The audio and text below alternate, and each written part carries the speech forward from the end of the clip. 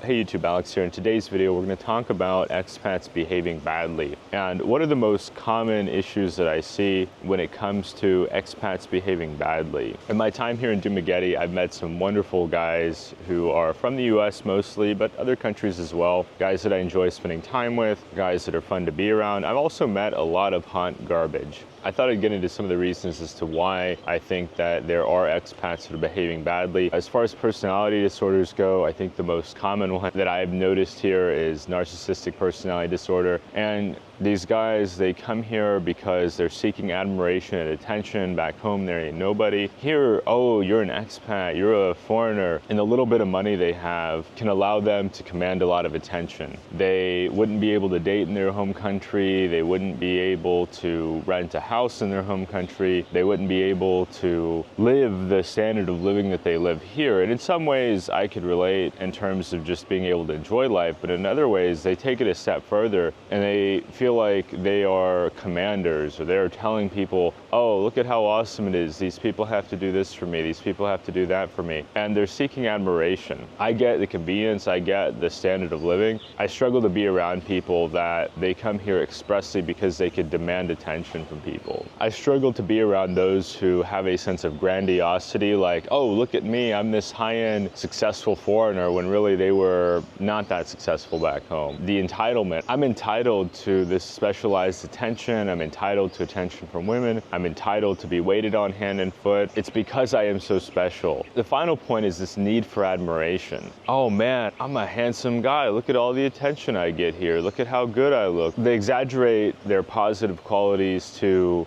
get that added level of attention. It's not a desire for attention or admiration. It is a need. They are hyper-fixated on getting attention from other people. And I'm sure I'll get a comment down below, oh, you're on social media. That's beside the point. You will encounter narcissistic expats around the world. It just comes to the territory. You got to be prepared for it. This next one is a common one that you've probably heard about, antisocial personality disorder. When you hear about the guy who's running from something back home, this is the one that seems to stick out the most to me. You have guys living abroad running away from criminal background. They're running away from child support payments. They're running away from who knows what. And they go to another country because they feel that they don't have to deal with those issues back home. I think a lot of us are running from something back home, but even more so the case when you've got somebody with this aggression, this impulsivity, and the disregard for social norms. I've met a lot of expats around the world that have this odd kind of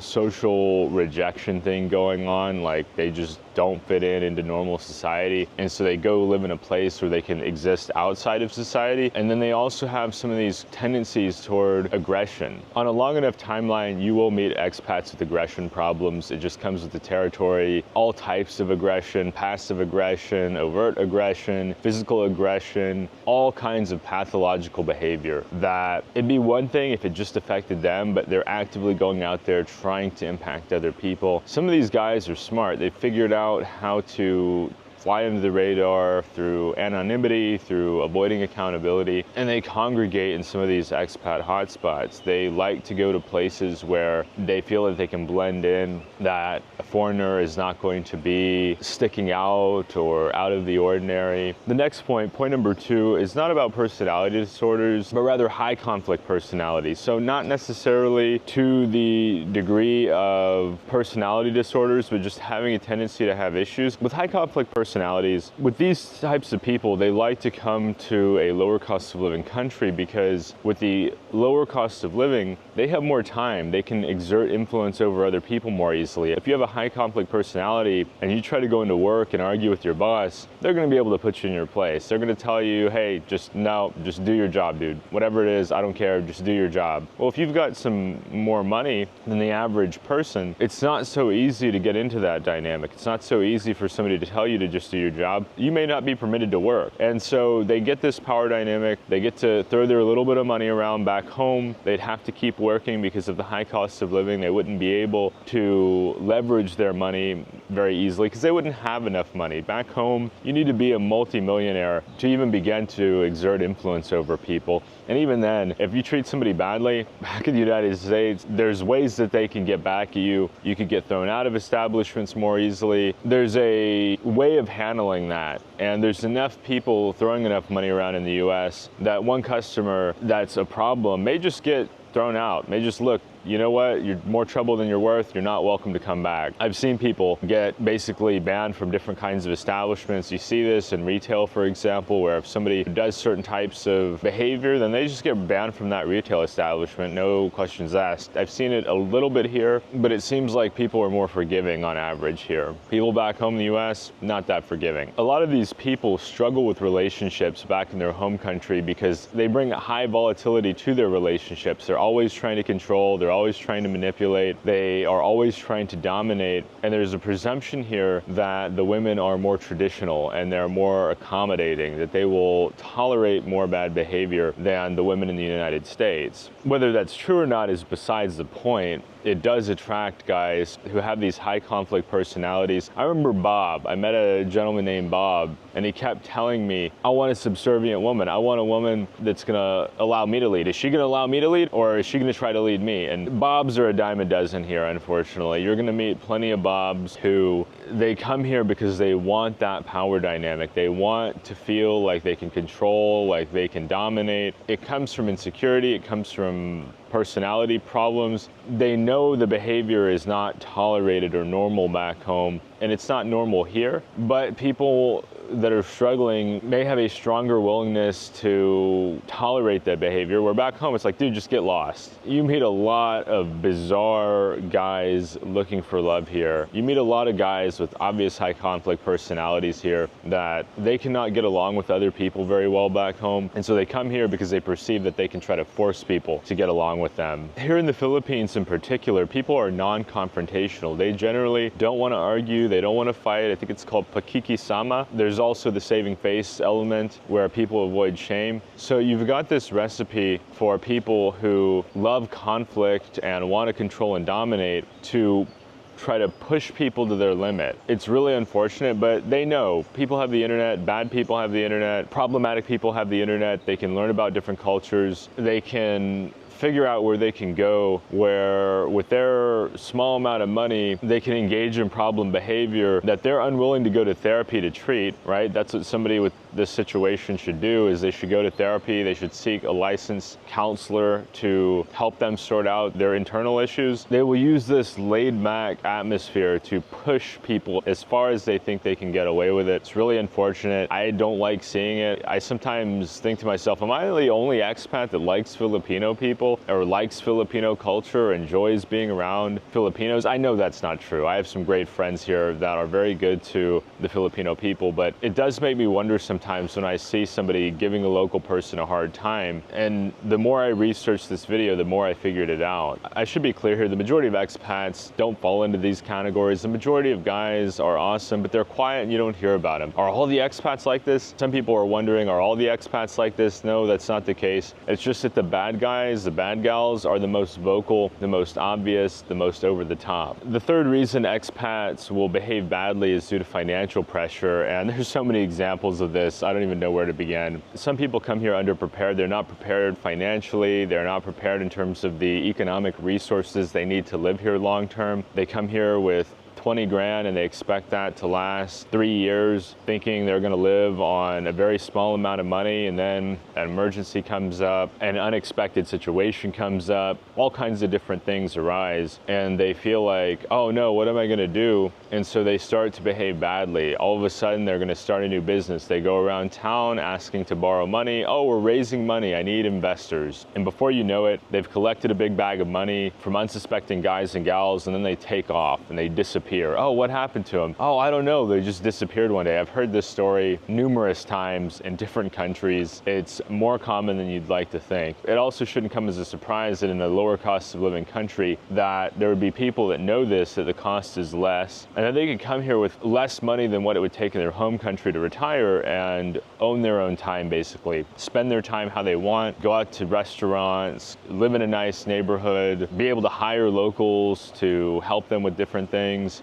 they get in this habit of living the high life and their standard of living keeps going up. Meanwhile, inflation is raising prices and they're not in their earning years typically anymore. Whether they're retiring at 40 or 50 or 60 or 70, a lot of expats are not permitted to work, and so they stop working. So their income slows down, their income growth slows down, and yet their costs keep going up. Oh man, it's only $20 to go out to a nice meal with a girlfriend, or it's only $15. I could do that every day. Back home, it was a once a month or never occasion. I could do that every day here. And so they start to ramp up their standard of living and their income doesn't increase with that. And so they get to a point where, oh no, the money's running out. What am I gonna do? So they start to scheme up ways of getting investors involved and, oh man, I've got this great business. Brett Devis said it really well. A local might get you for a few bucks. A foreigner will sell you a business that does not exist. Oh yeah, man, I got a bar for sale. It's just a couple million pesos and you'll be rolling in dough. I'm putting it up for sale because I'm just so busy with my other business ventures. I've got so much going on. I just don't have time for it,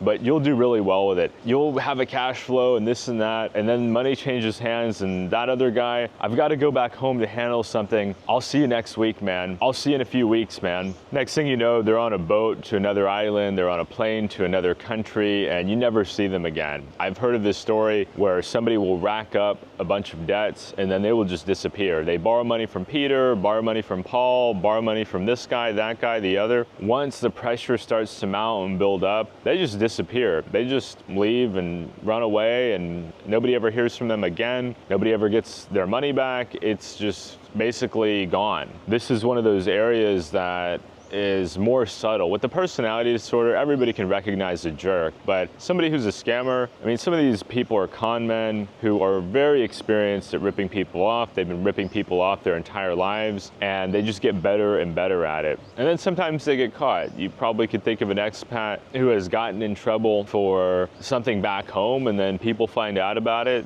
Article circulates around, everybody knows their secret. There are a fair amount of expats who behave badly, who have a checkered past. I have seen in the case of other guys, their financial situation deteriorate. And as it gets worse, they get more and more stressed out, more and more angry, more and more hard to deal with. They blame the local people, they blame the country they're in. It's everybody else's fault but their own. They externalize their frustrations and their challenges. And it's painful to see, right? Because I get the impression that these guys did not intend to be in this difficult situation or this difficult position in life. And yet here they are. They're in another country. They probably can't afford to go back home other than to live on the street and to beg for food. And they may be beyond their working years. They may not be at an age where they can go back to work and find a job. And it's really a sad story. Some of these guys just don't have an option. The next reason is relationship pressures. I think that relationship pressures are a major factor as to why expats behave badly. For a fair amount of guys, they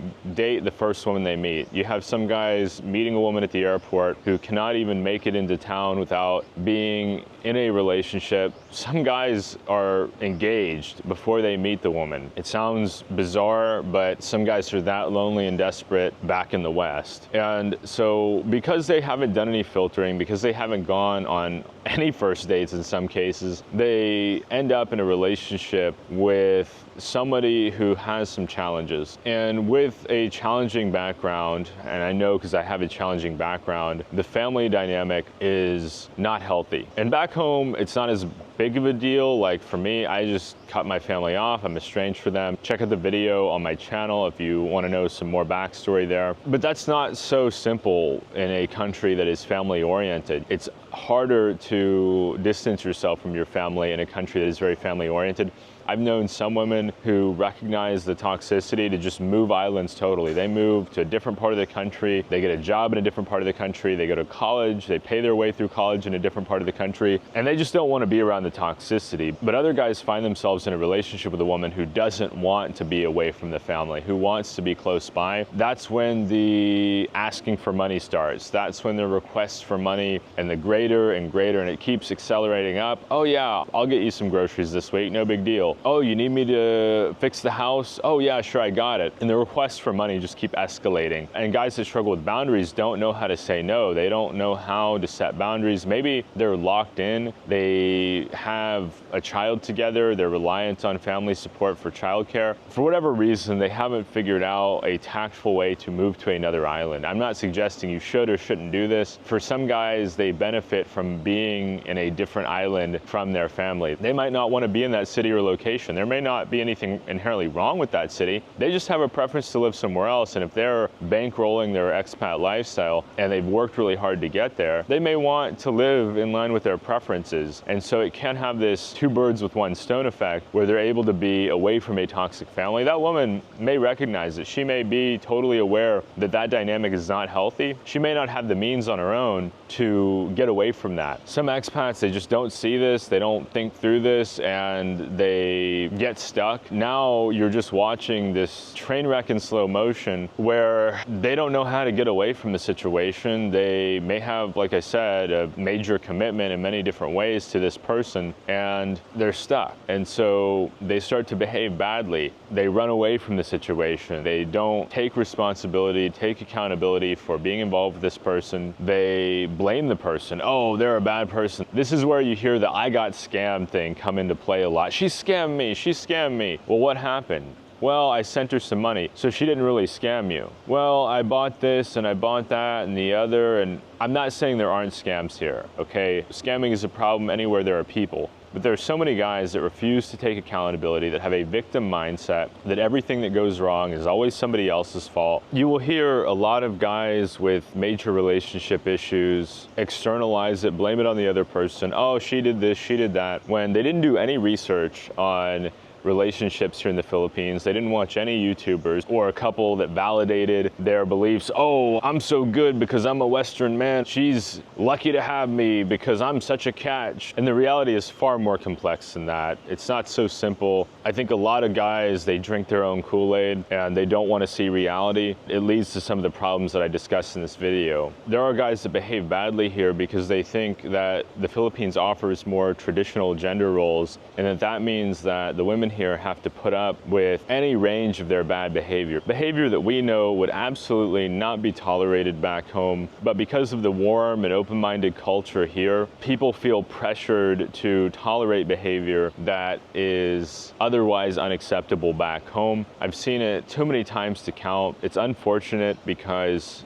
there are a lot of wonderful people here that deserve to be treated well. Some relationship issues are chalked up to communication differences and language barriers. You might think, oh, English is perfect in the Philippines, and I agree, it's really fantastic. With my friends who have foreigner Filipino relationships, there are some subtleties that we pick up on about other expats that go against the beliefs of the Filipina, who she may think things are a certain way because she's engaged with Western media, especially popular media, that is designed to kind of sell a narrative, and then the reality conflicts with that narrative. That's just the last part of it. And when it comes to expats behaving badly, they are riding on this asymmetry of information where they have a certain set of information and their Filipino partner has a different set of information. They're relying on the gap there to engage in problematic behavior. The final reason for expats behaving badly is that the Filipinos are known worldwide for being kind, accepting, tolerant people. The Filipinos are generally very sweet. They've been very welcoming to me. I have some wonderful Filipino friends, male and female. You just feel so welcomed here by the majority of Filipinos that you meet and you encounter. The downside to this is that the Filipino people are so kind and so forgiving and so generous, so sweet. They are at times too accepting of the expat who behaves badly. The expat who would be a total social reject back home, who would not have any friends, who nobody would like, nobody would get along with, nobody would tolerate. The Filipino people find it in their hearts to accept this type of person. It's sad to see it. There are plenty of expats that would be marginalized economically or socially back home. They wouldn't be accepted into clubs or group activities, and they don't have the financial resources to be accepted in terms of social status, you could say. They want to find a place where people are willing to overlook or to be forgiving. People think that, oh, because they tolerate this bad behavior, that they desire it or that they encourage it, when really the people are just trying to be hospitable. They're trying to be inclusive. They're trying to be patient in ways that some foreigners just don't deserve. They're often so accepting of foreigners that they accept somebody who back home, their budget is not anything special, but here can afford them a fairly comfortable lifestyle by local standards. And I think that's starting to change. I think the perception is starting to change. I think it's starting to get around that not all foreigners are well-heeled, that not all foreigners are well-to-do. In fact, a lot of foreigners in 2024 are priced out of their home countries. They simply can't afford to live there anymore. They would be in a very desperate situation if they tried to. Back in our home countries, being poor is often looked at as a personal failure, as an internal issue, as a moral failing. Here, people are more accepting of people with economic struggles. You hear about it a lot. I've heard this story many times where a foreigner will fall on hard times. Local Filipinos will essentially take that person in and shelter them, provide food for them, help them to get sorted out and to survive. I don't think that these foreigners in their home countries would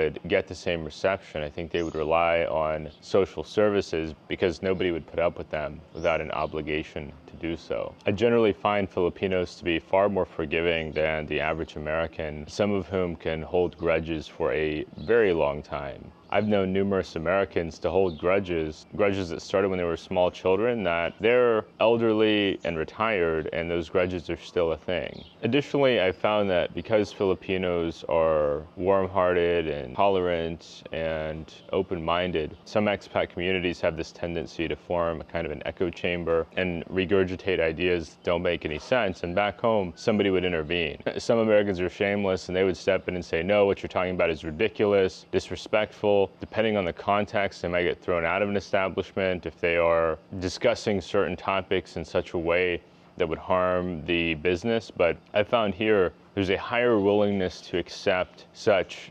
individuals, and it can attract people who wish to have their toxic ideas validated. Because you've got, on one hand, the foreigners who will sit there and validate any number of absurd ideas or beliefs, and on the other hand, the Filipinos who are generally conflict averse, who don't want to get into an argument, don't want to get into a shouting match, who just want to enjoy time with their family, to have a nice meal. Maybe it's their day off. Maybe they've had a promotion that they're celebrating. There could be any number of reasons as to why, but they generally want to live in harmony. The toxic expat will see the gracious and kind nature of the Filipino people, and they will see this as a weakness as opposed to a virtue, as opposed to kindness. They will think, oh wow, well, they'll tolerate my terrible behavior. Some of these guys that are toxic are self-aware. Some are not, but some are. Some know that the way in which they behave is unacceptable in the West, but that there are other cultures that, like I said, they're more forgiving, they're more understanding, they have more sympathy for these types of people. They know most of the people with these issues didn't develop them in an echo chamber, that they probably weren't treated very well themselves, and that's why they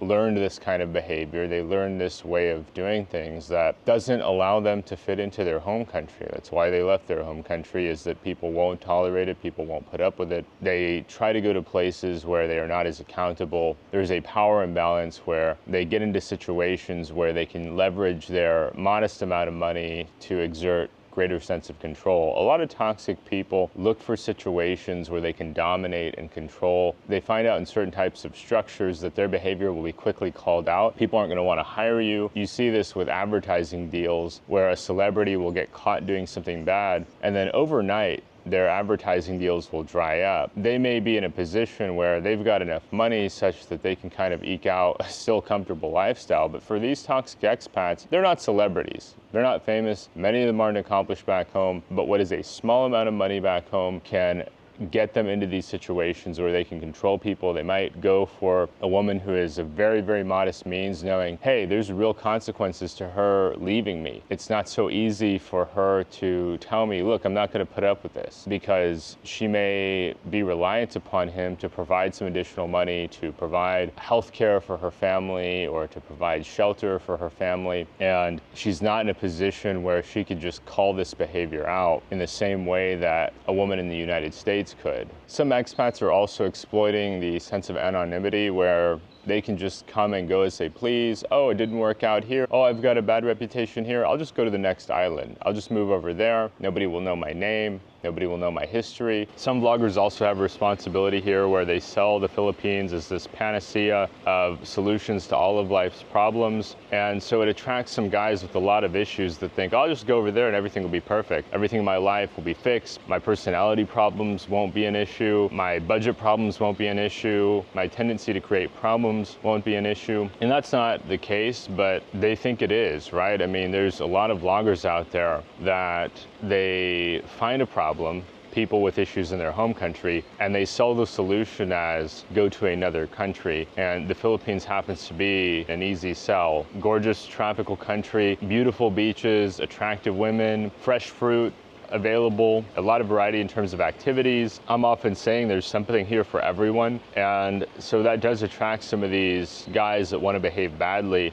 that they're never going to have the budget to go to a Hawaii, to go to a Key West, Florida. Not that those places don't have their own challenges. If they were to go to those places, they wouldn't be met with kind, loving, forgiving, accepting locals like the people here in the Philippines. Unfortunately, there are some people who come here to the Philippines to take and take and take. Some of these people have high conflict personalities. They have this tendency to cause trouble. That's why I think my videos sometimes elicit a negative or a harsh response, is that they don't want people to be able to figure them out, to have the insight into the way that they act, and for there to be transparency, accountability. I just want to see people treat the Filipino people well. They work really hard to make this a nice place to be. The fact that we can come here and enjoy this amazing place is a testament to their character and the wonderful qualities that they embody. Why am I making this video? Well, sometimes I see people not being very gracious or kind or considerate to the local people, and it does bother me. And I know that none of you are like that, but that there are some people like that out there, and we have to be mindful or aware that they exist, and to not pretend like we are a gift to this earth as foreigners living abroad.